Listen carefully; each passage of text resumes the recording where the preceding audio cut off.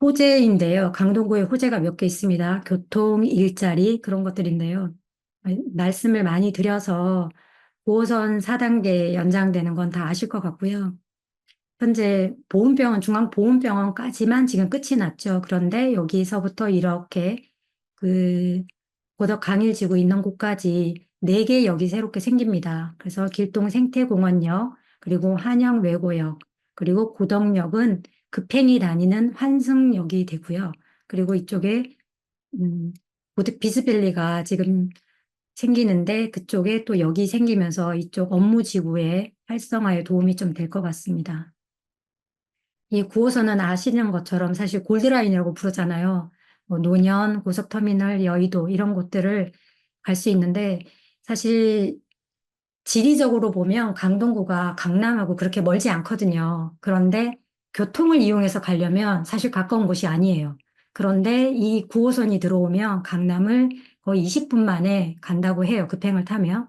그리고 여의도는 40분. 그래서 강동구 입장에서 봤을 때는 굉장히 큰 호재다. 네, 그렇게 생각을 할 수 있습니다.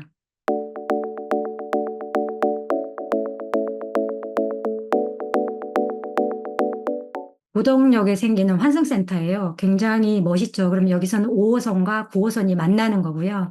여기 이마트가 있고, 이마트는 지금도 있습니다. 그리고 여기가 그 명일동 학원가 있는 상가지구고요. 그러면 여기에 이렇게 고덕 환승역이 이렇게 들어오는데, 네, 멋있습니다. 그리고 암사별내선 그 연장을 했죠. 8호선이. 이미 이거는 드러난 호재인데요. 이걸 굳이 말씀드리는 이유는 사실 음, 암사 역사공원이 암사 강동구 입장에서 봤을 때는 암사 역사공원이 새로 생긴 거거든요.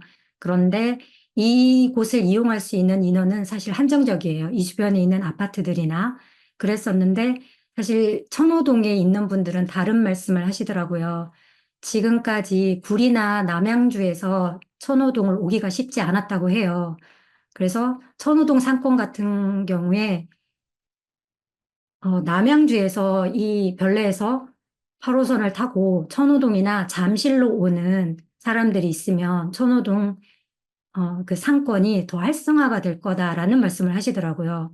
그리고 충분히 일리가 있는 말씀이었고 저 역시도 얼마 전에 아는 분 얘기를 들었는데 잠실에서 전세로 살던 분이셨대요. 근데 그분이 구리에 집을 샀다고 하더라고요. 이 집을 산 이유가 잠실에서 8호선을 타면 구리까지 출퇴근이 너무 가까운 거예요. 그래서 굳이 잠실에 비싼 금액으로 전세를 사느니 구리에 가서 집을 사겠다라고 해서 집을 샀다고 하더라고요. 그래서 계약금을 치렀다라는 얘기를 들었는데, 그 이야기를 들으니까, 교통이 이렇게 연결이 되니까 이렇게 인구 이동이 또 이렇게 이루어질 수 있구나. 네, 그런 배움을 또 저는 가졌습니다. 그래서 굉장히 주변에 있는 아파트들은 좋겠네라는 어떤 그런 굉장히 편협적인 시각을 가지고 있었거든요, 사실은. 근데 이렇게 저렇게 알아보다가 참 시야가 좁았구나 그런 생각을 좀 했었습니다. 네, 암사 역사공원 개통한 곳이고요. 그리고 GTX-D 노선이 확정이 됐죠. 강동을 지나갑니다. 김포, 인천에서 팔당까지 가는 건데요, 원주까지. 이게 삼성과 잠실을 지나서 강동을 지나서 갑니다. 그래서 아마 시간이 굉장히 많이 남은 것 같은데요. 그래도 이런 그 급행이 지나간다라는 것은 향후에 봤을 때는 굉장히 큰 호재일 수 있다. 네, 그 정도로 여기시면 될 것 같습니다. 2035년이 완공 목표라고 하는데 GTX PC 진행 속도를 봐서는 예, 불가능할 것 같습니다.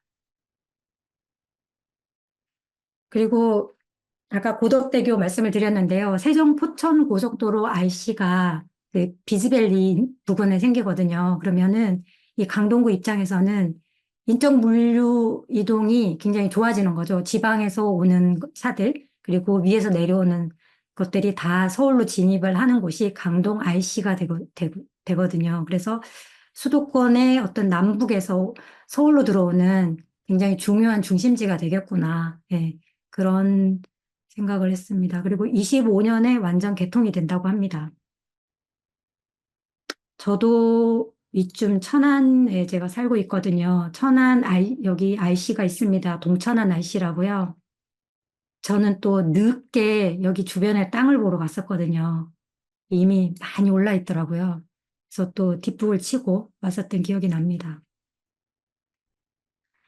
네, 일자리 호재가 있는데요. 첨단 업무지구는 지금 형성은 사실은 됐습니다. 엔지니어링 산업 단지, 그리고 첨단 업무, 뭐 소프트웨어 이런 업체들이 들어와 있고요. 그리고 15,000명 정도가 지금 상주하고 있고, 아까 말씀을 드렸었는데, 유동인구까지 하면은 업무 보러 오는 사람들, 벤더들, 이런 업체까지 하면 한 3만 명 정도가 드나드는 곳이라고 합니다. 네, 이런 삼성 엔지니어링 건물이 여기 있고요. 그리고 지금 이케아가 들어온다고 해서 많이 말씀들 하시는데 고덕 비즈밸리입니다. 위치가 여기고요.